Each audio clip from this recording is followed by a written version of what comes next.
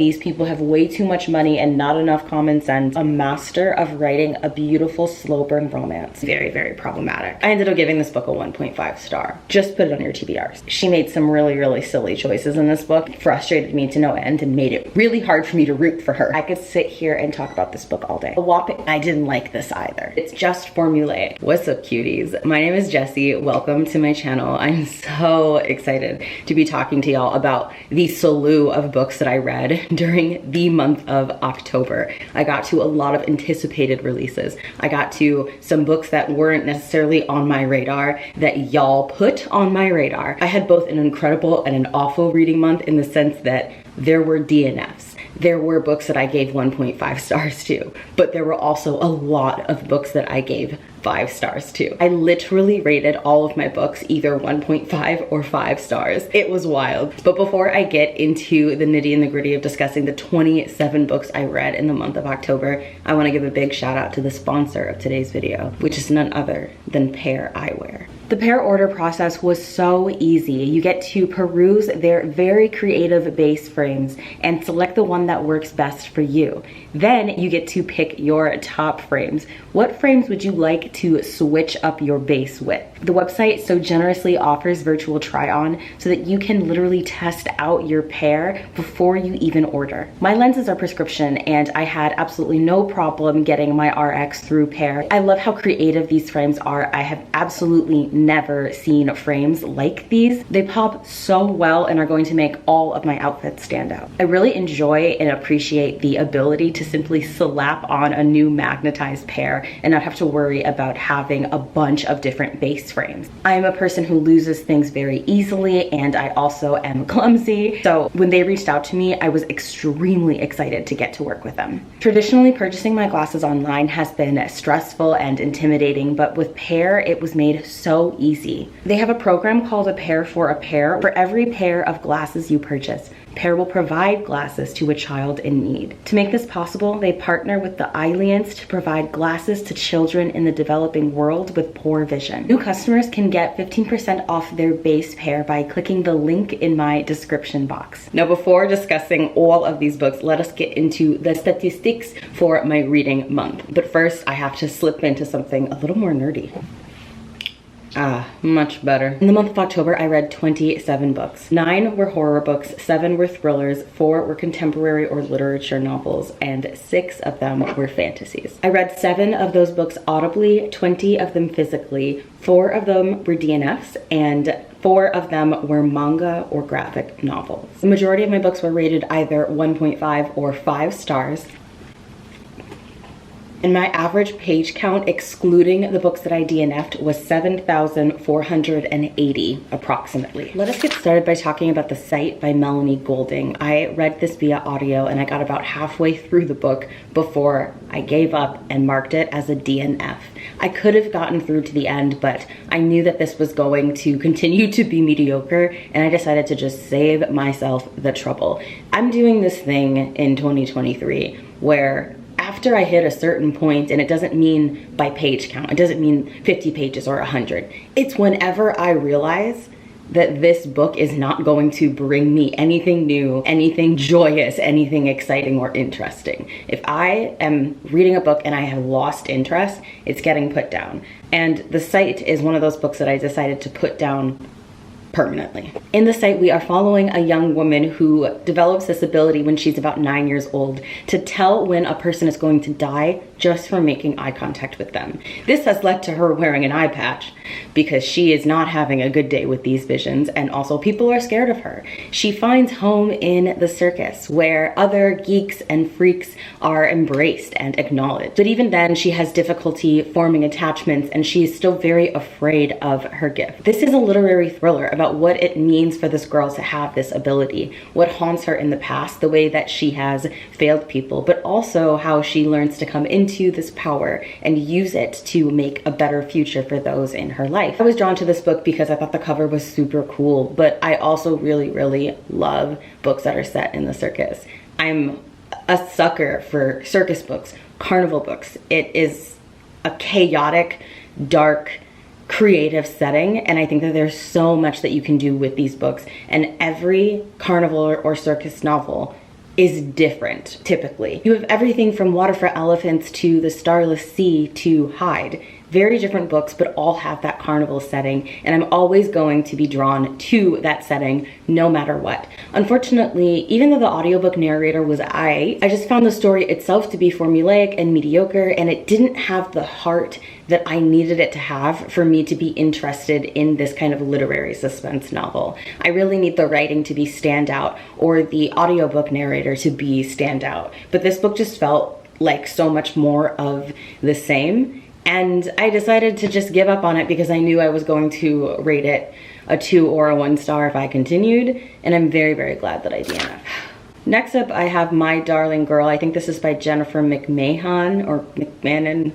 I don't know. This was my first book of this author, who is a very beloved commercial thriller author. And y'all know commercial thrillers are very, very rarely ever my thing. I ended up giving this book a 1.5 star. I gave it a 1.5 specifically for the ending, because while some people felt that it wrapped up cheesily and predictably, I was surprised and I really, really enjoyed it. And I'm going to talk about why without giving y'all any spoilers. So for those of you who are not aware of My Darling Girl, this essentially is about a girl following her from girlhood to womanhood as she's living with a very abusive mother. The girl grows into a woman who believes that her mother was possessed, but she herself is married and has 2 beautiful girls of her own when her mom is diagnosed with stage 4 cancer, and her dying wish is to move into the house so that the mother can provide hospice care for her as, you know, she dies.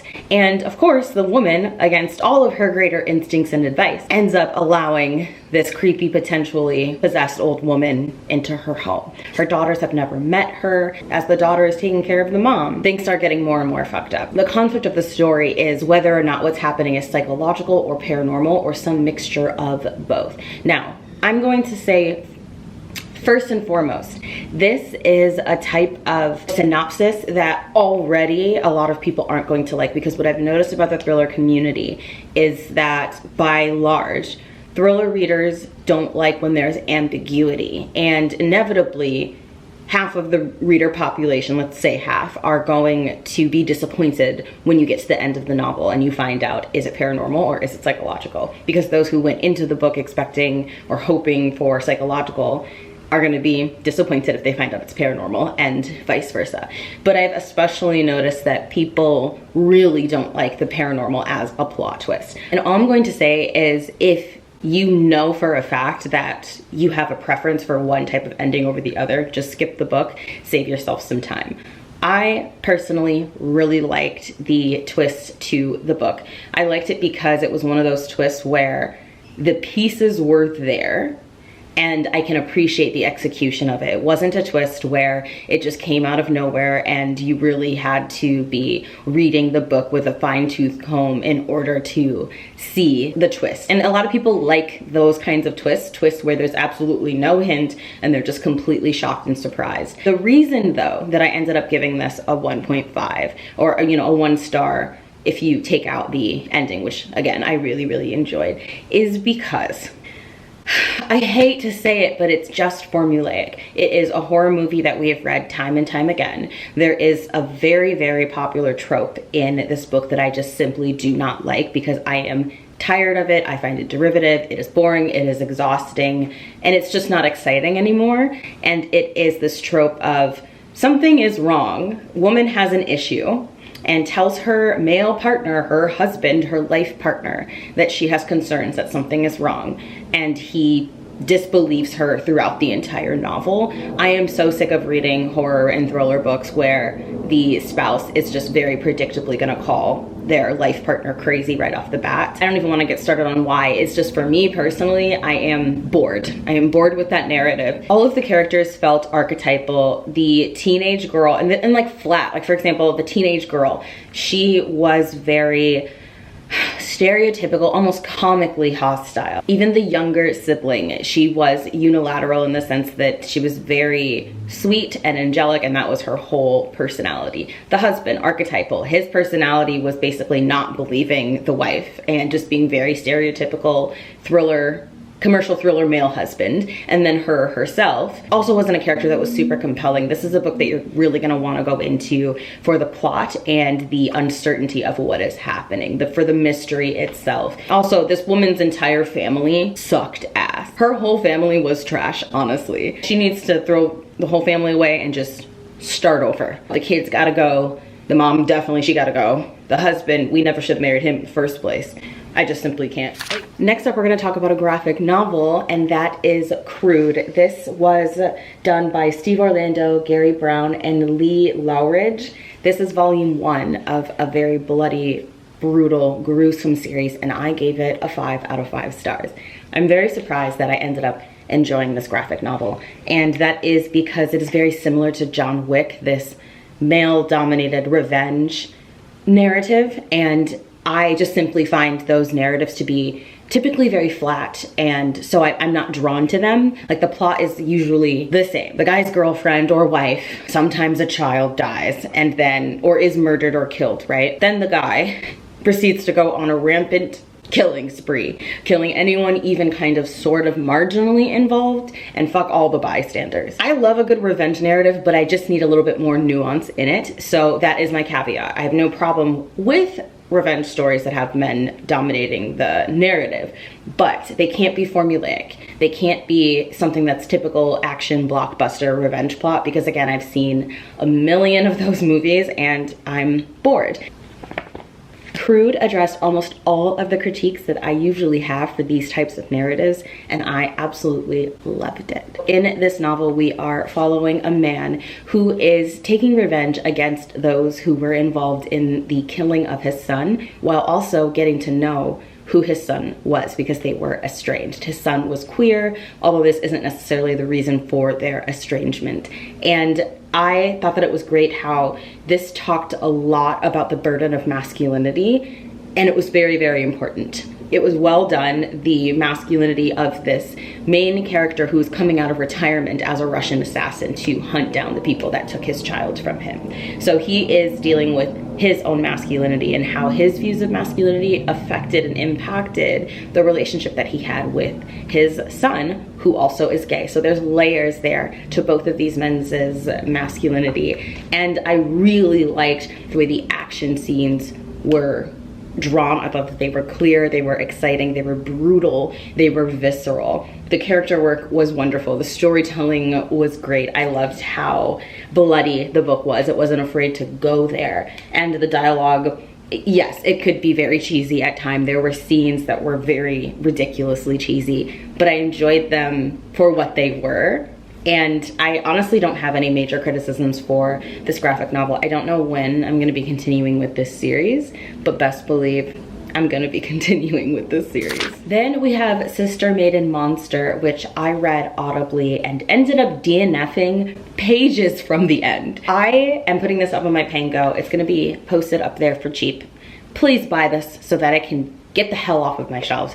I do not want it. If you're unfamiliar with what Pango is or what my Pango is, it is an app where you can buy and sell used and new books. So most of the books that I have up there I haven't read. Some of the books that are in my shop are annotated. It's just a good way to help me unhaul my books and an affordable way to buy books for y'all. Typically when I'm buying a book, I almost always check Pango and get it from a seller on there. But let's talk about Sister Maiden Monster. This book was so fucking disappointing. Everybody and their mama who loves like a weird alien dark body horror book, especially with feminist undertones, has been loving and raving about this book, and y'all got me so excited for it. Even before the reviews came through, I was stoked for Sister Maiden Monster because I had heard about it. It comes out from Tor, and I absolutely love Tor Nightfire's horror so much. But then I started reading it, and I got what I was promised, but it turns out I didn't want it. It sounds like an emo lyric. Hashtag 2007. So in Sister Maiden Monster, we are following 3 different perspectives. We open up with this woman who is chronically ill and she's in the hospital undergoing these changes, and basically finds out that she needs to have human brains in order to survive. She is a scientist, and it's about her loss of autonomy, the issues that she is having with her partner as a result of this, because the disease that she contracts, the virus that she contracts, makes it dangerous for her to be around men because she'll eat their brains. She's also growing very mysterious tumors all over her body, so not having a good day. We also get to follow a professional BDSM switch who discovers a new kink, and that is brutally killing people for her masters. And we get to follow a very shy, timid woman who develops an appetite for another woman and her brain. As you read Sister Maiden Monster, you are slowly piecing together why these three stories exist within the same novel and building them into one terrifying, unifying narrative. I went into this book really excited because I was expecting horrific sex scenes. I was expecting body horror. I was expecting uncomfortability and an overall really compelling creative story.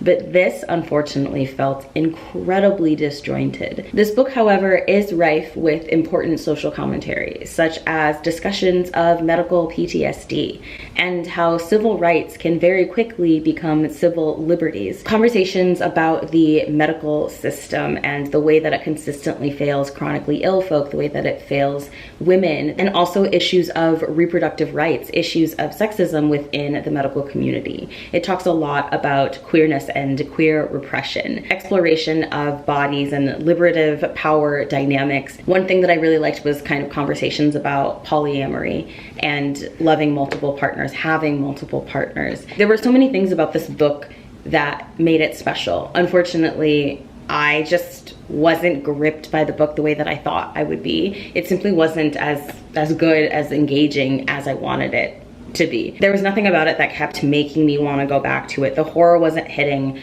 I wasn't really getting uncomfortable by any of the scenes. And also what made it upsetting for me was that I think that it really fails racially. I definitely had some issues with how Blackness was portrayed in this book. I'm trying to figure out how to discuss my uncomfortability with the way that race was presented in this novel without going off on a long rant, because talking about this book bores me. The way that the Black nurse's character was treated, I found to be very, very problematic. This just personally wasn't for me, and I'm excited to not be talking about that anymore. Next up, we have At Night All Blood is Black, and this is by David Diop. This is a perfect book for those of you who are fans of literary horror, who like something creepy and startling, but need it delivered in a more gentle form. This is the perfect creepy book for those of you who are scaredy cats. It is a gorgeously written novella that is set during World War I, and we are following a Black soldier, and he is in a racially integrated unit during World War I. His best friend dies on the battlefield, and he feels deeply responsible. So throughout the book, he is wrestling with his guilt over the loss of his childhood platonic soulmate.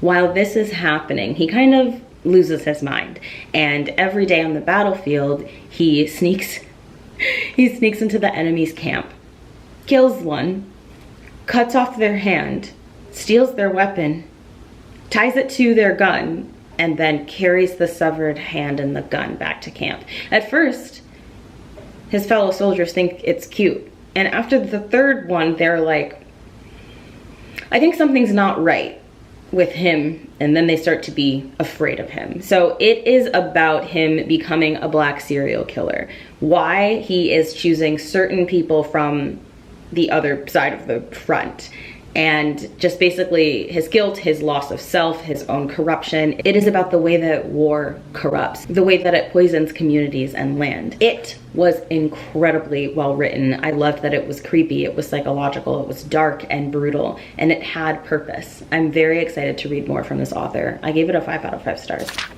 Unfortunately, I absolutely detested Infested by Angel Luis Colon. This was one of my most highly anticipated books, and unfortunately it did not pull through for me. I'm just so sad that I really didn't like it because it is absolutely everything that I adore. We are following a teenager whose name is Manny Rivera, who moves from Texas to the Bronx with his stepfather and his mom. And he is forced to live in this little high-rise condo that his stepdad is fixing up and is going to be kind of basically flipping and trying to gentrify the neighborhood, trying to make money from gentrification, essentially. And as they move into this condo where their stepfather has sunk all of the family's money into, Manny realizes that it's infested, and his body begins to become infested with insects, with creepy crawlies. On top of this, he starts seeing the building's exterminator and working with him, and realizes that the building exterminator is definitely dead. It is a book about gentrification. It is a book that talks a lot about inequity. It's got social commentary about the Bronx burning, which y'all know is a topic that is very close to my heart. I wanted to love this book. I didn't. The body horror wasn't giving. It just was not giving. And you can't say that it's because body horror and YA can't be well done, because some of my favorite body horror books are young adult.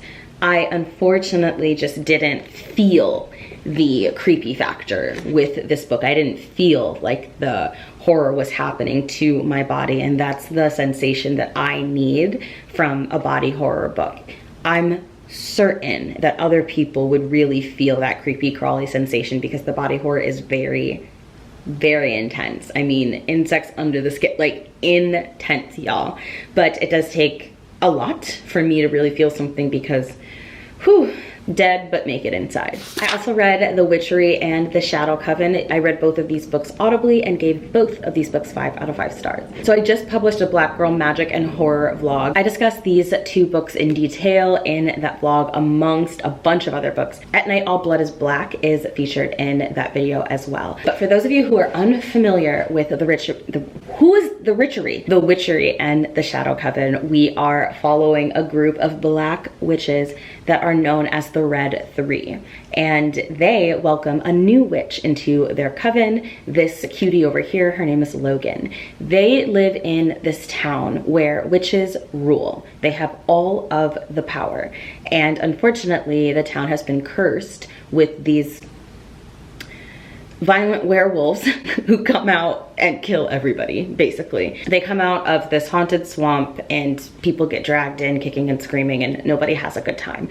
So it's about these witches getting together in order to liberate their town from the curse. But they also are dealing with issues in their own personal life and issues with their magic. Their magics are all very, very different, so they have to figure out not only how to work together to defeat this curse, but also how to keep and get their powers under control. So Logan is what is called an amplifier, I think. Or no, she's a proxy. And then Iris has death magic. She can communicate with the dead. She's a necromancer. Talia is a green witch. She has power over the earth. Then we have Jyla, whose extraordinary talent for witchery leads her down a dark path. I highly recommend these books. I think that they're really fun. The second book, The Shadow Coven, was dark and the characters expanded, and I love how these books balance black girl joy, female solidarity, fun and silly scenes with serious scenes and gruesomeness and mystery and all of that. I think that the world building is great. These books are both enjoyable to read but also have some very serious themes. I liked them, and I'm so excited to read the next installment in the series. And then, from the absolutely brilliant author behind The Undead Truth of Us, I gave a whopping 5 out of 5 stars. I felt the hair hit my back. A whopping 5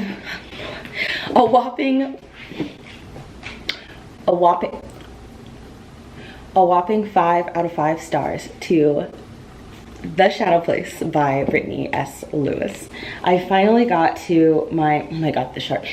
You Threw Off My Groove, The Dark Place by Brittany S. Lewis. I finally got to the beautiful arc that Brittany herself sent over and even signed, and the dedication is so beautiful. She also sent over some art from The Undead Truth of Us that was like, be still, my cannibalistic zombie heart.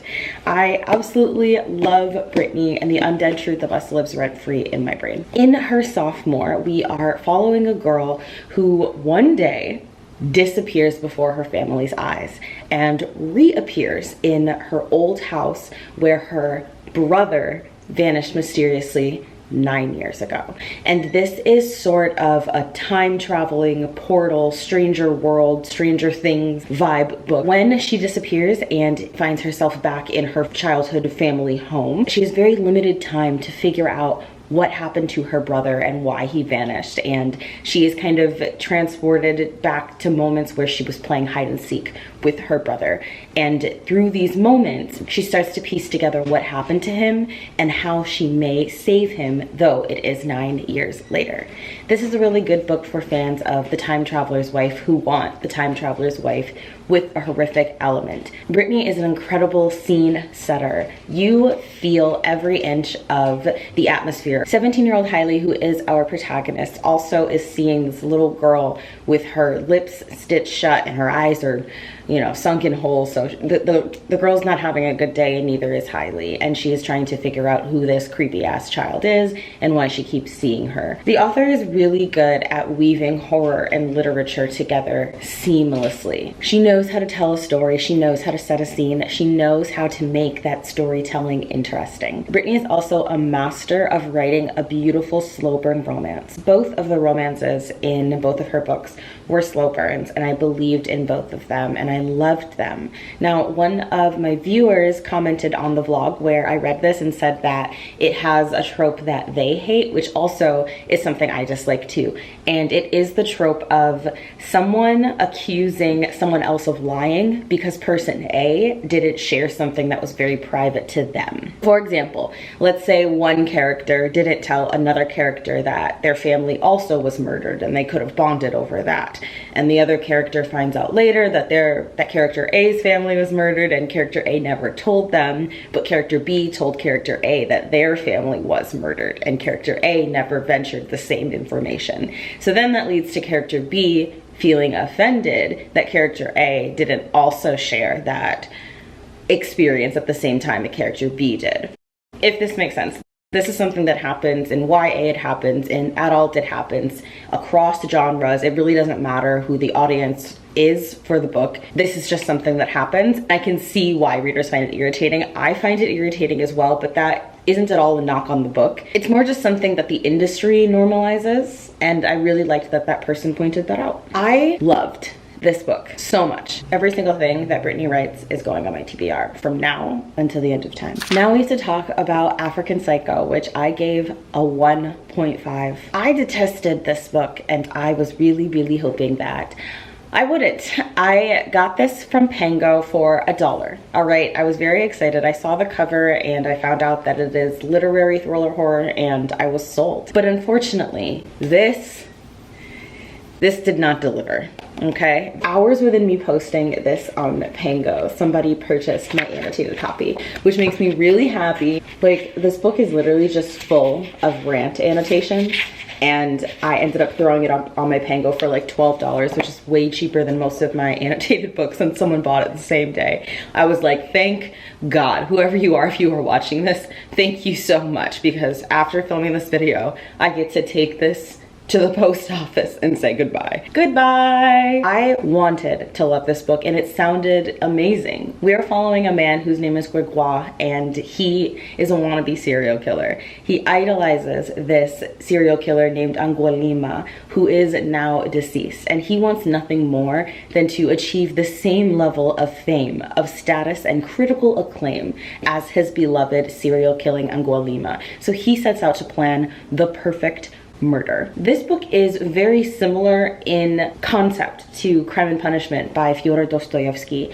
and Gregoire, our main character, is very similar to Rashnikov from Crime and Punishment. From what I remember, I haven't read Crime and Punishment since high school, but honestly, this is I didn't like Crime and Punishment, and I didn't like this either. So I just think that the trope of a wannabe murderer planning and plotting and talking to himself about his own greatness for 200 pages just doesn't do it for me. First of all, the issue is that we are following a main character who's very, very much in his head, who is obsessed with his own perceived superiority, his own ideas of grandeur. The issue is that he is neither superior nor grandiose. He is very much just insecure and hateful, and this makes him a boring ass character to follow. If this were a protagonist who had even one kind of sort of reason for being so goddamn highfalutin, I would be able to root for him. But this concept has been done before, multiple times in fact, but I do love that we are seeing it from an entirely different lens than I've seen it ever before, which means that the story itself is always going to be worthwhile and always going to be valid. I'm glad that I read it even though I didn't enjoy it, but it did let me know that this kind of protagonist is officially not for me, because I have yet to enjoy any books from any authors that have this similar premise. My issue, of course, as I've said, was that the main character were in his head the whole book, and he is not interesting. He perceives himself to be interesting, to be of increased intelligence, to be refined, but he's basically wannabe Hannibal the Cannibal. He was abandoned as a child, and so he had to grow up in the foster system. Seeing the foster system from his lens was very important. He essentially uses the fact that a woman abandoned him to justify why he fantasizes about killing sex workers violently. Spends this entire novel planning to kill a sex worker. The book opens up and says, "I have decided to kill Germaine on December 29th. I thought that Germaine was just some antagonist in his personal life, but just reading 200 pages of him fantasizing about killing sex workers because they are inferior and they're lazy and they're everything that's wrong with society, and him talking about his desire to brutalize women because they are inferior beings and all of that, it just didn't do it for me. Like I said, I'm glad I read it, but I think you have the best chance of enjoying this book if you are a fan of literary classics or literary suspense. I think perhaps you stand a much better chance of enjoying this kind of novel. I am a fan of literary suspense, but this, no. Also, for Black Girl Magic vlog, read Their Vicious Games by Joelle Wellington, which is one of my new favorite books of all time. Okay.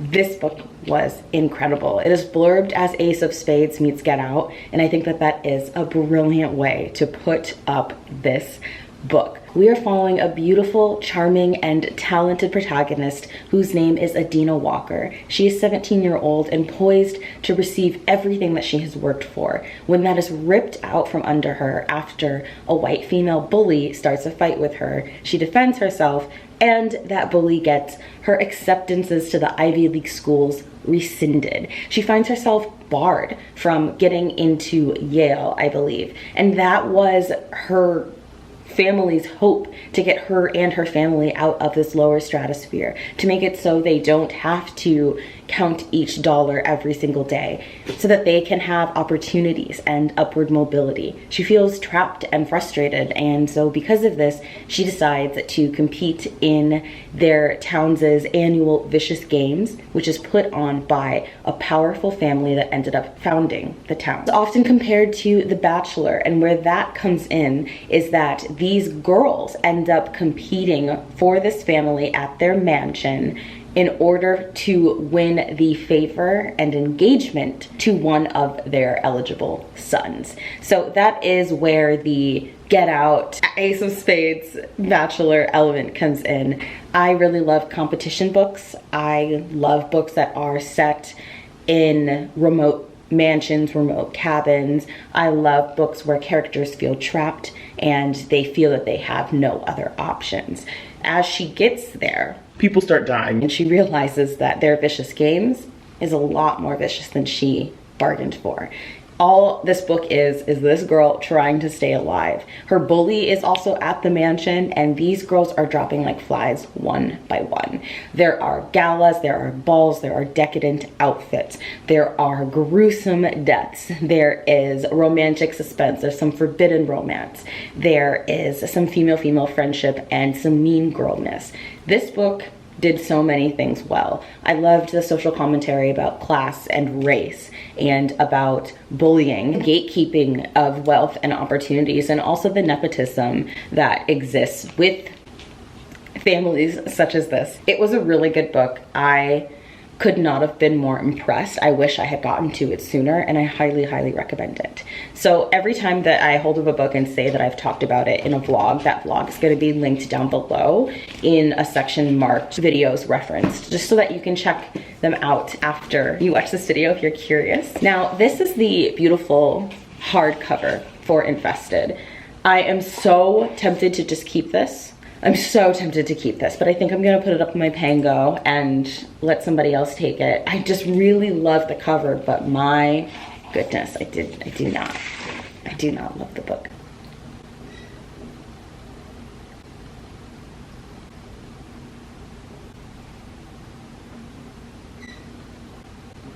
What? I have 1, 2, 3, 4, 5, 6, 7, 8. I've got 9 books left, at least physically. Okay, just gonna keep going.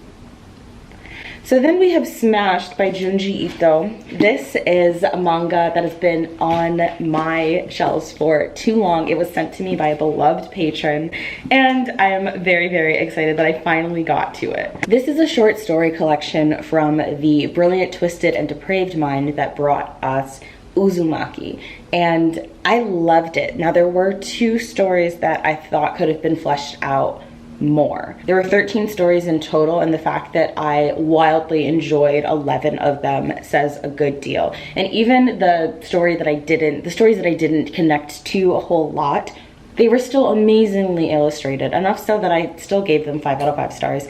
I also don't do the thing where you rate each story individually and take an average of the whole anthology. I rate the anthology itself as a complete work, as a composite.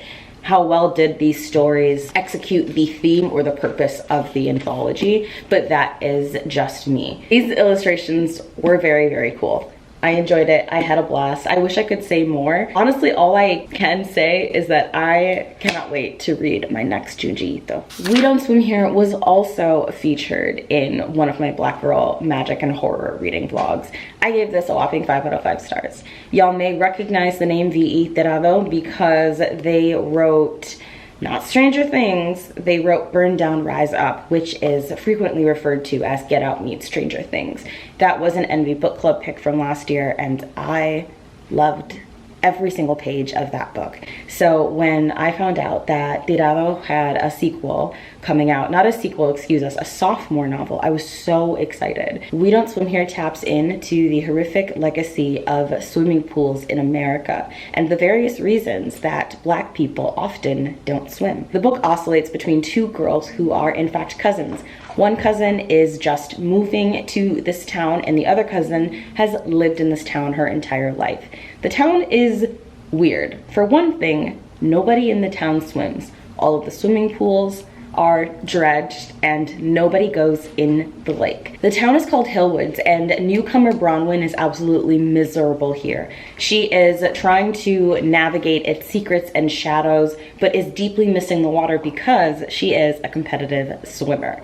I loved this book. The horror comes in so many different places. It's one of those books where you have a paranormal element from the past, you have kind of like a revenge ghost situation, and I love that. I love that spiritual punishment, the spirit who has been pondering to get revenge. It has some possession, creepy scenes involving memory and flashbacks. It's got drowning and aquatic horror, and it has hella atmosphere. The mystery, for those of you who like a really elaborate mystery, I think the mystery was really well done. It had so many layers to it, but honestly, I read this book for the vibes. I read it for the atmosphere of the story, and I was not disappointed. You got a ball? Who's this? So for a reading vlog that I did for my patrons, I read Cassandra Claus' The Salt Grows Heavy. This book blew my mind. It is under 100 pages and it was so freaking good. Y'all know that I absolutely detested Nothing But Blackened Teeth. I don't think a whole lot of people loved that book, but I particularly did not, and it was my first exposure to Cassandra Claw's works. I really wanted to like her, and so this was the giving this author a second chance. I'm so glad that I did, because this book exceeded all of my expectations. Everything from the amazing cover to the synopsis to the insides of the novel impressed me. So in The Salt Grows Heavy, we are following a mermaid who goes into the woods on this little excursion with a witch doctor. They end up in this very strange village within the woods and find something much more sinister than the two of them can ever imagine deep within the trees. Boop, boop, boop, boop. I have heard that the writing of this book was phenomenal, that the horror scenes are excellent, but mainly it's been the writing, the atmosphere, and that was what was lacking for me in Nothing But Blackened Teeth. I have said this a lot of times, but it really read as if the author was using a thesaurus. This was not the case. The beautiful vocabulary that Call was showing off felt so seamless in this book. It felt authentic in a way that it didn't in Nothing But Blackened Teeth. Nothing But Blackened Teeth gave forced. It gave thesaurus. This gave effortless. I loved it. I was creeped out. For that same Patreon exclusive vlog, I also read And Then There Were Crows. This is by Alci Leiva, and I really enjoyed this book. I've had this book on my shelves for years. For far too many years, and I decided that now was the time to finally get to it. I did this video. Look at her standing back there because she wants me to let her out on the inner porch. This is going to be an incredible book for those of you who enjoy yourselves a comedic horror. A horror book that doesn't take itself too seriously. A horror book that has riotous characters, that has a whole lot of different types of characters within it. Some who come straight from our most revered mythology and lore. In And Then There Were Crows, we are following a deeply, severely anxious girl named Amanda Gray, who very unwittingly unleashes a horde of demons upon New York City and must work with a misgruntled angel in order to vanquish and exorcise and collect these demons before life ends as they know it. And mind you, one of these demons responded to a help wanted ad and is now living in Amanda's house. Comedy in books in general tends to fall flat for me, and so I frequently avoid it. This was spot on. This was great. This book was actually written from somebody who was born and raised in the Bronx. I thought that the New York comedy was on point. I really, really enjoyed the book. I loved that the Grim Reaper was a character. You had actual biblical angels within the book. There was a zombie sibling at one point. The Pope shows up at one point. It is fun and messy and very much worthwhile. I do wish that this series was more popular so that the author would put out more books. So far, 2 books in the series have come out, and I am going to be getting my hands on the second book ASAP. I genuinely had the best time while reading this, and the little crows are so cute. Look at these cute little crows on the page. They're so cute. Fast-paced, it was funny, the action was phenomenal. I honestly do not have any critiques for this book, and I can't wait to keep reading for the series. Now we have to talk about And Don't Look Back by Rebecca Barrow. I read this for a Black Girl Magic and Black Girl Horror vlog and loved it. This was potentially my most surprising read of that vlog because I was not expecting to love this book this much. This is one of the most well done and scary and brutal thrillers I've ever read, and I sincerely mean that. This book thrilled me more than 90% of adult thrillers ever has. I loved it. If you are one of those people that are skeptical of YA thrillers, this is where you should start. This book is for you. So we are following this badass girl named Harlow, and every single year of her life, this kid has been uprooted multiple times. In the middle of the night, her mom will wake her up and say it's time to go. Her mother never told her why they were always running, and Harlow honestly just came to accept it. And then one day, her mother pulls her out of bed, makes her get in the car. They start driving and there's an accident. And as her mother dies, gives her the deed to this house and the keys to a safety deposit box in this random ass town. And she goes to find out why they've been running and learn her secrets. She essentially is given 2 choices: to take the money that her mother has stored up and run, or to return to this town and find out who she and her family are and to face what they've been running from. One of my favorite things about this book was the queerness. The main character is queer and so is her mom, and you have chapters where you get to oscillate between both. The story of the mom when she was a kid and growing up in this town that Harlow is currently investigating is really, really well done. I loved it. I loved books where we have familial queerness. I loved the literal found family. I loved the budding relationships and how they were handled, the writing, the atmosphere, the mystery itself. But the book really shines because of Harlow. Harlow is a protagonist that makes the book. Sometimes if you don't have a thriller protagonist that you can really root for, that you really believe in and get behind, the whole book falls apart. I have loved books that were otherwise mediocre simply because the protagonist really carried the story on their backs. Even if a story is a bit derivative, even if it has been done again and again and again, even if it is formulaic, it is always going to stand out when you have a main character that you want to go to war for. And Harlow is that main character. If you want full detail on And Don't Look Back, you should probably just watch that vlog because I could sit here and talk about this book all day. The Shadow Sister and All These Sunken Souls are also Black horror books that I have spoken about in vlogs that will be linked down below.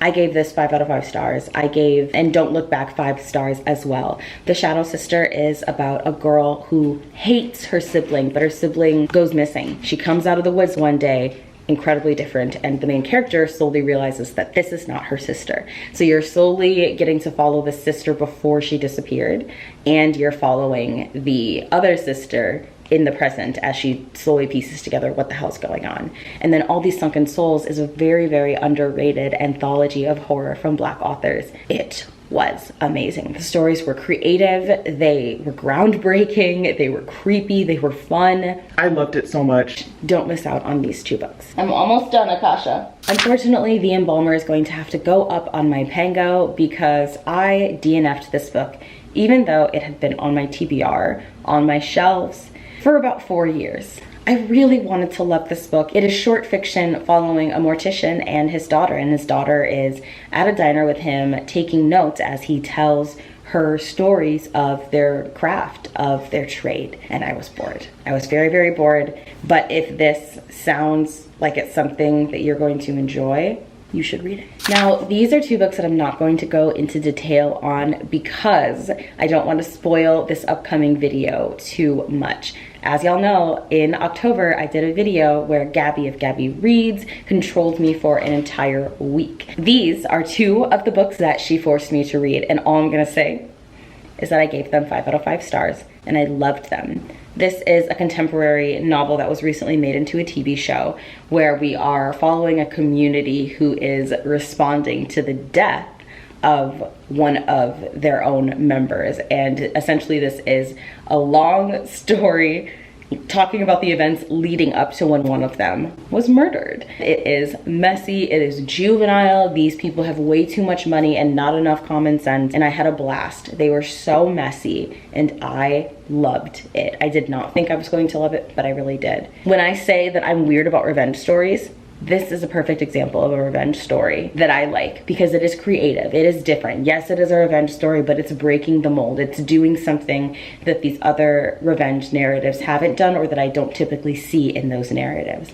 This is following a mother who joins this revenge-oriented collective of other mothers who had their children taken from them. Her daughter was taken from her and she has absolutely collapsed into disrepair. She doesn't give about anything. And so when this collective reaches out to her and offers her the chance to get revenge, she joins. And essentially what these women do is they get revenge for each other. And as you can see, it gets real messy from there.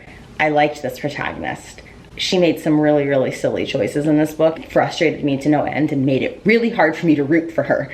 But I did like it, and the ending was excellent. House of Marion by J.L. is one of the most incredible fantasies I've ever read in my entire life. Not only is this book absolutely gorgeous, but the under the cover, oh my god, I was flustered. I highly recommend that y'all check out the Black Girl Magic vlog where I read House of Marion. It is amazing, and it has so many things that I love. You've got a magical academy, you have black wealth, and a beautiful black girl protagonist who is cutthroat and will stop at nothing to get answers. She is not afraid to make enemies. She is strategic when she needs to be. She is clever, she is emotional, she is loving, and she's driven as all hell. This got a 5 out of 5 stars from me. My only regret about House of Marion is that I didn't wait to read it until the sequel is already out, because now I have to wait a full year for another installment in this incredible magical academy series. Please don't miss out, and that's all I'm gonna say about that. We also have Bones of Ruin. This is the sequel, but I talked about this extensively in 2 Black Girl Magic vlogs, and I'm about to begin the sequel. I'm so excited. Again, like, y'all know I love me a Circus Carnival book. This fits that. Y'all know I love me a tournament book. This fits that. And y'all know I love an immortal main character. This fits that. In Bones of Ruin, we are following a black girl who realizes that she is 27 and has not aged since she was 16.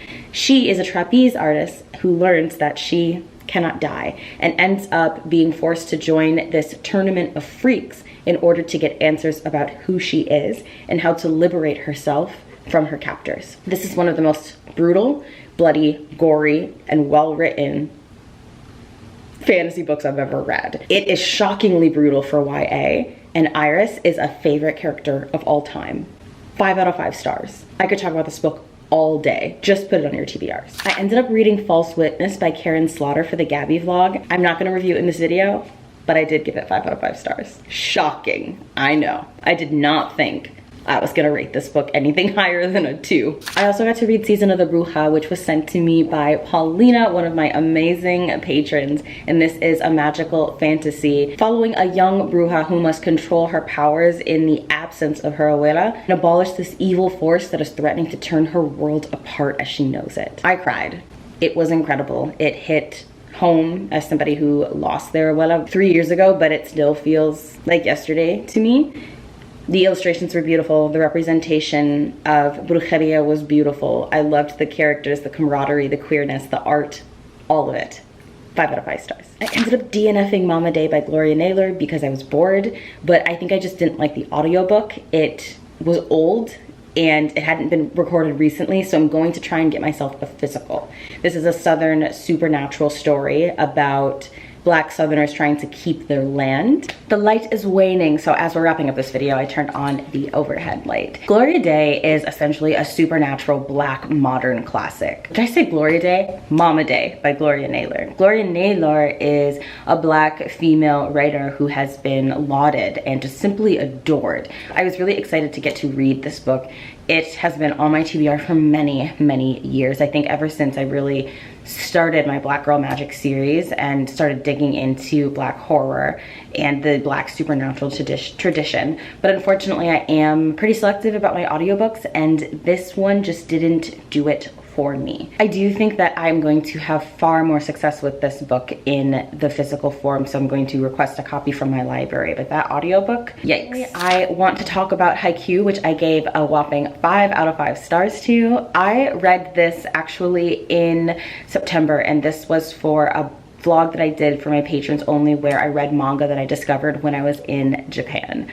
I went to Japan in early September and I had an absolute fucking blast. I didn't want to come home. It was amazing. The vlog is down below. I went for Gavin's Trova trip. I am so glad that I got to meet Gavin. Gabby was there, and the rest of the people on the trip were all so kind. I really, really enjoyed getting to know every single one of them. And Gavin has another trip coming up in 2025 that I'm really hoping to be part of, because he is just such an amazing host, and it was an absolute blast. For those who are unfamiliar with Haikyuu, this is a very popular series that essentially just translates to volleyball. And you are following this small middle grader who wants so badly to bring volleyball to his school. So he starts a team with 3 other people who don't really want to be there, and he resolves to be like the best at volleyball. Despite his small stature, he's really good at jumping, and it's just about how much heart and soul this little boy has and his determination to be the best. I was not expecting to love this so much. I really, really adored this manga, and I can't wait to continue on with the series. There are so many books out, and I know that I'm gonna have plenty of material. There's a TV show, I think there's a movie. So I highly recommend this manga. I thought it was well drawn in that it was very, very sweet. I can understand why it has such a beloved audience, and I miss these characters literally every day. I don't think I talked about The Hate U Give by Angie Thomas. I ended up selling my annotated copy of The Hate U Give, and so I reread my copy as I was saying goodbye to it. I wanted to see how the book held up in 2023 because Jonathan of To Be Loved had some very important criticisms for The Hate U Give about, I want to say 2 years ago, a year or two. I'll leave the video that he did down below. It was brilliant. He did an essay where he very carefully broke down the issues within The Hate U Give and the ways that the book hasn't aged well. And I do agree with every single one of his points. Initially, I gave the book 5 out of 5 stars, and I think that it is still a really solid work. I think that the book itself deserves all of the accolades for what it has done for the conversation. But yes, there are some elements to it that did not age as well as they could have. There is definitely some propaganda in the novel, for example. So this time I ended up giving it a 3 out of 5 stars, which I think is still a very, very good rating. Angie Thomas had so much heat on her, so much attention and so much pressure as a result of writing this book, and this book has done incredible things for which I'm always going to be grateful. That is going to do it for this video. If you would like some exclusive content from yours truly, join my Patreon and come sit at my table. My Patreon is Hannibal the Cannibal themed, so I call it The Table, and all of the tiers are named after body parts that are important in the Hannibal Lecter realm. So we have the sweetbreads, the arteries, the lungs, and the heart. Each tier has its own benefit, and I think you will have a lot of fun. Don't forget to check out Paar Eyewear. Thank you so much for sponsoring this video. Check out the link in bio so that you can get yourselves a pair. Get it? Paar. All of the information about that company is going to be in the description box below, as well as the links to my social media. All right, y'all, until next time, stay safe, be good to yourselves, be good to others, and I can't wait to see you in my next video. Bye.